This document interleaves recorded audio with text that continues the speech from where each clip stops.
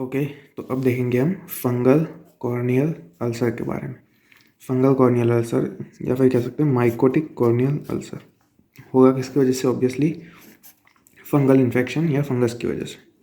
अब इसकी ईटियोलॉजी देखते हैं। तो सबसे पहला जो है वो कौन से टाइप्स के फंगस होते हैं। एक होता है फिलामेंटस फंगाई, उसके एग्जांपल्स देखें तो एस्परजिलस, फ्यूमेरिस,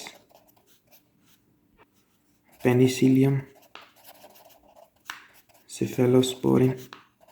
सिफेलोस्पोरियम, ये सारे होते हैं फिलामेंटस टाइप ऑफ फंगस। उसके बाद आता है यीस्ट। यीस्ट में कौन से? दो होता है, एक कैंडिडा और एक क्रिप्टोकोकस। कैंडिडा और Cryptococcus. Last type of fungi हुआ है dimorphic fungi. It shows feature of both the fungi. इसके एग्जांपल है हिस्टोप्लाज्मा और दूसरा है ब्लास्टोमाइसिस। ये हो गए examples of types and examples of the fungi, filamentous, yeast, dimorphic. इसमें से जो फंगल कॉर्नियल अल्सर के लिए रिस्पॉन्सिबल है वो कौन से होंगे? ये होगा एस्परजिलस, फ्यूमेरिस और कैंडिडा। एस्परजिलस, फ्यूमेरिस और कैंडिडा, ये तीन they are most commonly responsible for fungal corneal ulcer. इन तीनों में से भी एस्परजिलस मोस्ट कॉमनली इन्वॉल्व वो है एस्परजिलस। ये हो गया ईटियोलॉजी तीनों के फंगाई के टाइप्स और एग्जाम्पल। उसमें जो कॉमनली इन्वॉल्व है वो ये तीन है, एस्परजिलस, फ्यूमेरिस और कैंडिडा। इन तीनों में से भी मोस्ट कॉमनली इन्वॉल्व हुआ है एस्परजिलस।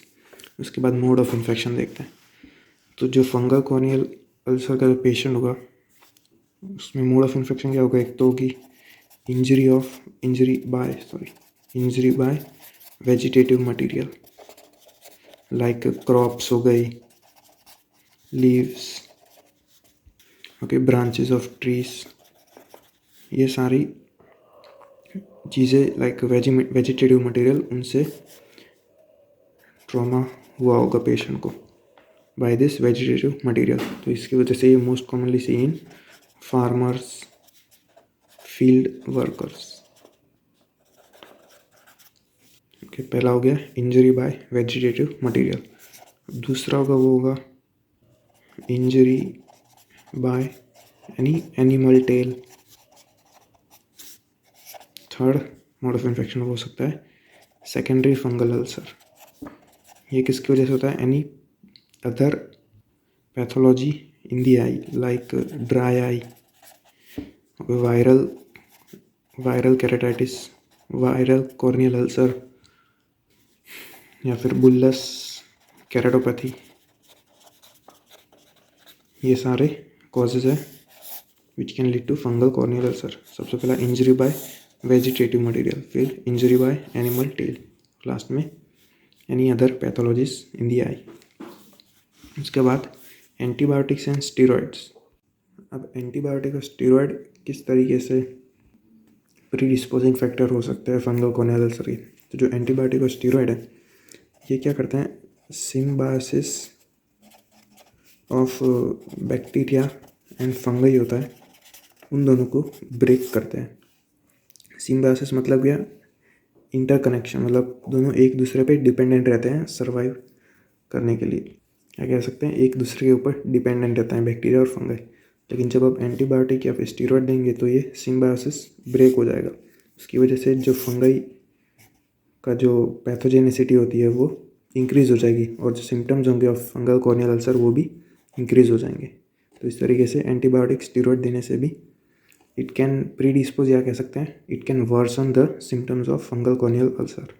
तो ये हो गई इसकी ईटियोलॉजी। सबसे पहले देखिए फंगई के टाइप्स, उसके example, most commonly involve fungi, फिर मोड ऑफ इन्फेक्शन, इसमें इंजरी बाय वेजिटेटिव मटेरियल, फिर इंजरी बाय एनिमल टेल, और लास्ट में secondary fungal ulcer due to any other pathology in the eye. Third antibiotic and steroid which breaks symbiosis between bacteria and fungi. फिर उसके बाद clinical features देखे, उसमें symptoms जो corneal ulcer में होते हैं ऑल द टाइप उसमें सेम ही होते हैं। उसका निमोनिक है P blur, BLR, okay, P blur. ये पी से पेन, दूसरे पी से फोटोफोबिया, बी से ब्लरिंग ऑफ विजन, एल से लैक्रिमेशन और आर से रेडनेस ऑफ आई। ये सारे सिम्टम्स प्रेजेंट हो गए on the patient of corneal fungal corneal ulcer. उसके बाद साइंस कौन कौन सी प्रेजेंट होगी? सबसे पहली होगी वो जो कॉर्नियल अल्सर वो किस टाइप का अपीयर होगा, हमें एकदम ड्राई लुकिंग होगा, ड्राई ग्रेइश वाइट, हैविंग या with rolled out margins. Okay, dry looking greyish white ulcer with rolled out margins, ये होगा appearance of the corneal ulcer. But second feature वो है पिगमेंटेड अल्सर। पिगमेंटेड अल्सर उसमें कौन सा colour का हो सकता है? ब्राउन। तो पिगमेंटेड अल्सर कोई भी स्पेसिफिक स्पीसीज ऑफ फंगस की वजह से ही होता है, और उसका एक एग्जांपल है dematiaceous fungi. Dematiaceous fungi it causes pigmented ulcer which may be brown in colour. हो गया सेकेंड पॉइंट। थर्ड वो है there may be multiple feathery finger like projection, feathery finger like projection या extension into the surrounding stroma कह सकते हैं, या surrounding epithelium, feathery finger like extensions. ये हो गया थर्ड पॉइंट। फोर्थ पॉइंट है कि हमें जो कॉर्नियल अल्सर होगा उसके आसपास हमें एक स्टेराइल इम्यून रिंग देखने को मिलेगी। ये सपोज फंगल कॉर्नियल अल्सर है, इसके आसपास हमें स्टेराइल इम्यून रिंग देखने को मिलेगी which acts as line of demarcation. ये sterile immune ring which acts as line of demarcation, और ये होती किसकी वजह से है? Antigen antibody reaction, fungal antigen और ह्यूमन एंटीबॉडी या होस्ट एंटीबॉडी रिएक्शन की वजह से होती है स्टेराइल इम्यून रिंग। ये हो गया फोर्थ पॉइंट। उसके बाद फिफ्थ क्या हमें और देखने को मिलेगा? Multiple small satellite vision. Multiple small satellite vision, ये सपोज कॉर्नियल अल्सर है तो उसके आसपास हमें मल्टीपल स्मॉल सैटेलाइट विजन्स देखने को मिलेंगे, लीजन्स देखने को मिलेंगे अराउंड द कॉर्नियल अल्सर। ये फिफ्थ। उसके बाद सिक्स पॉइंट है अ बिग हाइपोपियन, ये देखने को मिलेगा which is immobile and non sterile. Immobile and non sterile, जबकि जो बैक्टीरियल कॉर्नियल अल्सर में देखने को मिलता था वो था मोबाइल और स्टेराइल हाइपोपियन, जबकि फंगल कॉर्नियल अल्सर में इमोबाइल और नॉन स्टेराइल हाइपोपियन देखने को मिलता है। और बिग हाइपोपियन काफ़ी बड़ी साइज होगी, यहाँ नीचे हाइपोपियन देखने को मिलता है, काफ़ी बड़ा हाइपोपियन होगा which will be immobile and non sterile. और यहाँ पे जो फंगई होगा इट कैन पेनिट्रेट, जो कॉर्निया होगा यहाँ हाइपोपियन होगा कि यहाँ पे हाइपोपियन होगा ऑन द एंटीरियर चैम्बर। और ये नॉन स्टेराइल क्यों है? क्योंकि यहाँ जो फंगई एंटर होगा वो कॉर्निया को परफोरेट किए बगैर ही एंटर कर सकता है इन द एंटीरियर चैम्बर, उसी की वजह से जो हाइपोपियन होगा वो नॉन स्टेराइल होगा। फिर से क्या है reason? Because fungi can penetrate into the anterior chamber और cornea without perforating the corneal layers, इसकी वजह से ही जो हाइपोपियन होगा वो नॉन स्टेराइल होगा। ये हो गया सिक्स्थ पॉइंट। अब सेवन्थ पॉइंट क्या? तो हमें एंडोथेलियल प्लेक्स या प्लाक्स देखने को मिलेंगे which is nothing but composition of fibrin plus leukocytes. ये हो गया सेवन पॉइंट। उसके बाद परफोरेशन, ये रेयरली हो सकता है, पर हो भी सकता है कभी कभी परफोरेशन। उसके बाद लास्ट हुआ है corneal vascularisation. Corneal vascularisation is absent, देखने को नहीं मिलता है। Corneal vascularisation is absent in pure mycotic ulcer. Vascularisation absent in pure mycotic ulcer.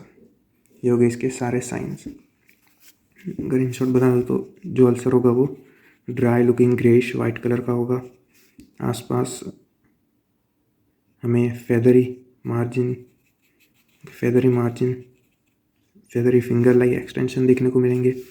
साथ में फंगल अल्सर को सराउंडेड किया होगा बाय स्टेराइल इम्यून रिंग। जो इम्यून रिंग होगी वो स्टेराइल होगी, which is by antigen antibody reaction. इसके बाद मल्टीपल स्मॉल सैटेलाइट लीजन्स देखने को मिलेंगे, मल्टीपल स्मॉल सैटेलाइट लीजन्स। फिर उसके बाद नीचे big हाइपोपियन which is immobile and non sterile, immobile and non sterile इसलिए क्योंकि fungus can penetrate into the anterior chamber without perforation of corneal layers. इसकी वजह से हाइपोपियन will be non sterile. Last में एंडोथेलियल फ्लेक्स दिखने को मिल सकते हैं, परफोरेशन कॉर्नियल वास्कुलराइजेशन एब्सेंट होता है, ये याद रखना इन प्योर माइकोटिक अल्सर। ये हो गई सारी science of fungal corneal ulcer. उसके बाद डायग्नोसिस कैसे कर सकते हैं? तो सबसे पहला डायग्नोसिस होगा ऑब्वियसली क्लिनिकल मैनिफेस्टेशन, जहाँ जो हम साइंस होगी पे फंगल कॉर्नियल अल्सर की वो देख के, अलॉन्ग विथ हिस्ट्री, जो मोस्ट कॉमन हिस्ट्री प्रेजेंटेड होगी इन द पेशेंट वो होगी इंजरी बाय वेजिटेटिव मटेरियल। अगर ये प्रेजेंट हुआ तो हम सस्पेक्ट कर सकते हैं कि पेशेंट को फंगल कॉर्नियल अल्सर हो सकता है। ये हो गया पहला पॉइंट। सेकंड पॉइंट हुआ है, अगर सपोज पेशेंट कॉर्नियल अल्सर के सिम्टम के साथ आया और हमने उसे एंटीबायोटिक दी और सिम्टम्स ठीक होने की बजाय और भी वर्स हो गए और भी एग्जैजरेट हो गए सिम्टम्स और साइन, तो हम समझ सकते हैं कि उसको बैक्टीरियल कॉर्नियल अल्सर नहीं होगा, फंगल कॉर्नियल अल्सर हो सकता है। एक है इस तरीके से, बहुत ही नॉन स्पेसिफिक डायग्नोस्टिक मेथड। फिर थर्ड है वो obviously by lab investigation by stains, Giemsa stain, Gram stain. फिर culture media on Sabouraud's agar medium. Pronunciation wrong हो सकता है लेकिन मेरे को ऐसा पता है, साबू रॉड अगर मीडियम। एक इससे हम कर सकते हैं स्टेन, गिम्सा स्टेन और ग्राम स्टेन, जिससे हम फंगल हाइफी उसको आइडेंटिफाई कर सकते हैं। फिर कल्चर वो कौन सा, साबू रॉड अगर मीडियम, ये हो गया लैब इन्वेस्टिगेशन। और उसमें जो कॉर्नियल जो सैंपल कलेक्शन होगा वो हम कॉर्नियल स्क्रैपिंग या कॉर्नियल बायोप्सी इससे लेते हैं सैंपल कलेक्शन। फिर फोर्थ होगा वो होगा कॉनफोकल माइक्रोस्कोपिक एग्जामिनेशन। इसकी मदद से हम आइडेंटिफाई कर सकते हैं जो एक्चुअल फंगाई है, कौन सा फंगाई है वो, कॉनफोकल माइक्रोस्कोपिक एग्जामिनेशन। ये हो गया फोर्थ। फिफ्थ है वो PCR, ऑब्वियसली फंगल DNA को डिटेक्ट करने के लिए। ये हो गए 5 डायग्नोस्टिक मेथड्स। एक सबसे पहले क्लिनिकल फीचर और हिस्ट्री से, फिर सेकंड वो है एंटीबायोटिक्स, अगर हमने पेशेंट को दी और सिम्टम्स वर्सन हो गए या फिर और भी एग्जैजरेट हो गए तो हम सस्पेक्ट कर सकते हैं कि बैक्टीरियल कॉर्नियल अल्सर नहीं है, उसकी जगह फंगल कॉर्नियल अल्सर हो सकता है। वायरल भी हो सकता है लेकिन वायरल के जो साइन से सिम्टम थे वो स्पेसिफिक थे और ज़्यादा, तो उसकी वजह से वायरल इन्फेक्शन हम वैसे ही आइडेंटिफाई कर सकते हैं। ये हो गया सेकेंड। फिर थर्ड वो है lab investigation by stain and culture, stain Giemsa stain और Gram stain, culture by Sabouraud's agar medium, और जो सैंपल कलेक्शन होता है वो बाय कॉर्नियल स्क्रैपिंग और बायोप्सी। ये हो गया लैब इन्वेस्टिगेशन। फिर फोर्थ है वो कॉनफोकल माइक्रोस्कोपी एग्जामिनेशन, जिससे हम आइडेंटिफाई कर सकते हैं एक्चुअल फंगाई को, कौन सा फंगाई है। फिर लास्ट वो है PCR to detect fungal DNA। Okay, ये एक इमेज है of the fungal corneal ulcer. यहाँ पे देख सकते हो जो अपीयरेंस है वो greyish white dry looking ulcer. यहाँ पे along with there are multiple feathery margins, feathery finger like extensions around the ulcer। और यहाँ पे नीचे नॉन स्टेराइल हाइपोपियन। याद रखना है ये जो हाइपोपियन होगा वो नॉन स्टेराइल और इमोबाइल हाइपोपियन होगा। और ये दूसरी image of the fungal corneal ulcer. यहाँ पे भी देख सकते हो मल्टीपल स्मॉल सैटेलाइट लीजन्स। और यहाँ पे जो रिंग देख रहे हो it is sterile immune ring, उसका दूसरा नाम है Wessely ring. Okay, Wessely WELE SSEI, Weasley's ring, which is a sterile immune ring due to antigen antibody reaction. दूसरे फीचर्स थे, साइंस क्या थी, पिगमेंटेड कॉर्नियल अल्सर था, फिर corneal plaques, corneal perforation rarely हो सकता है, कॉर्नियल वास्कुलराइजेशन एब्सेंट होता है इन प्योर माइकोटिक अल्सर। तो यही था पूरा फंगल कॉर्नियल अल्सर के science and symptoms. Treatment of the fungal corneal ulcer. सबसे पहली जो ट्रीटमेंट हुआ है टॉपिकल एंटीफंगल आई ड्रॉप। जो कॉमन फंगस थे वो कौन से थे, एस्परगिलस, फ्यूजेरियम और कैंडिडा। उसमें से एस्परगिलस और फ्यूजेरियम की ट्रीटमेंट एक है और कैंडिडा की अलग है थोड़ी सी।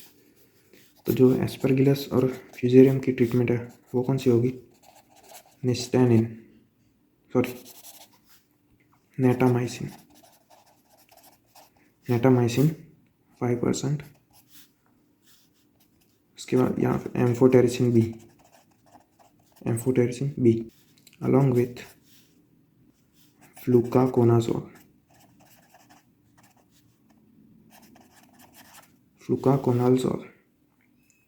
ये होगी treatment of fungal corneal ulcer bye Aspergillus and fusarium. उसके बाद कैंडिडा की कौन सी ट्रीटमेंट होगी, वो होगी निस्टेरिन 3.5% आई ऑइंटमेंट। ये होती है ट्रीटमेंट अगेंस्ट कैंडिडा इन्फेक्शन। याद रखना, नेटामाइसिन, एम्फोटेरिसिन बी प्लस फ्लूकाकोनाजोल, ये होगी एस्परजिलस और फ्यूजेरियम की, जबकि कैंडिडा की निस्टेरिन, ये होगी topical antifungal eye drops. Second intracorneal, या कह सकते हैं इंट्रास्ट्रोमल एडमिनिस्ट्रेशन ऑफ कंसिडर वो वोरिकोनाजोल। अगर जो फंगल कॉर्नियल अल्सर है वो ज़्यादा एक्सटेंशन हुआ है उसका और चला गया इन द एंटीरियर चेम्बर या फिर कॉर्निया में, तो देना पड़ सकता है हमको इंट्राकॉर्नियल या इंट्रास्ट्रोमल एडमिनिस्ट्रेशन ऑफ वोरिकोनाजोल। यहाँ पे भी हम फ्लूकाकोनाजोल की जगह वोरिकोनाजोल भी यूज़ कर सकते हैं। ये हो गई सेकेंड ट्रीटमेंट। फिर थर्ड वो है सिस्टमिक एंटीफंगल ड्रग्स। ये इसमें टैबलेट्स ऑफ वेरिकोनाजोल या फिर fluconazole in the systemic antifungal drugs. ये जो थी हमारी हो गई specific treatment antifungal eye drops, topical antifungal eye drops. उसमें से एस्परजिलस और फ्यूजेरियम की नेटामाइसिन, याद रखना है यहाँ पे ए एस्परजिलस और यहाँ पे ए, इस तरीके से एस्परजिलस और फ्यूजेरियम की natamycin, amphotericin B plus fluconazole और वोरिकोनाजोल, कैंडिडा की निस्टेरिन। फिर इंट्राकॉर्नियल और intrastromal administration of voriconazole if the corneal ulcer has extended into anterior chamber और कॉर्निया। फिर थर्ड वो है सिस्टमिक एंटीफंगल ड्रग, जहाँ पे टैबलेट्स ऑफ वोरिकोनाजोल और फ्लूकोकोनाजोल, ये हो गई स्पेसिफिक ट्रीटमेंट। अब नॉन स्पेसिफिक ट्रीटमेंट में क्या आता है, तो वहाँ पे ऑब्वियसली साइक्लोप्लेजिक्स लाइक एट्रोपिन देते हैं टू रिड्यूस सीलियर स्पाज्म, और एक्सुडेशन को कम करने के लिए एट्रोफिन। दूसरा है anti inflammatory analgesics plus vitamin A B complex और सी, विटामिन ए बी सी, ये सारी आते हैं in the non specific treatment. Atropine, anti inflammatory drug, analgesics और vitamin A B C non specific treatment. उसके बाद जनरल मेजर्स होती है like dark goggles to prevent photophobia, hot compress along with rest, good diet, ये सारी होगी in the general measures. तो ये थी पूरी ट्रीटमेंट ऑफ एंटीफंगल। सबसे पहले स्पेसिफिक ट्रीटमेंट जिसमें टॉपिकल एंटीफंगल आई ड्रॉप्स, उसमें भी दो ट्रीटमेंट्स, एस्परजिलस और फ्यूजेरियम और एस्परजिलस की नेटामाइसिन, कैंडिडा की निस्टेरिन। अलॉन्ग विथ यहाँ पे फ्लूकोकोनाजोल।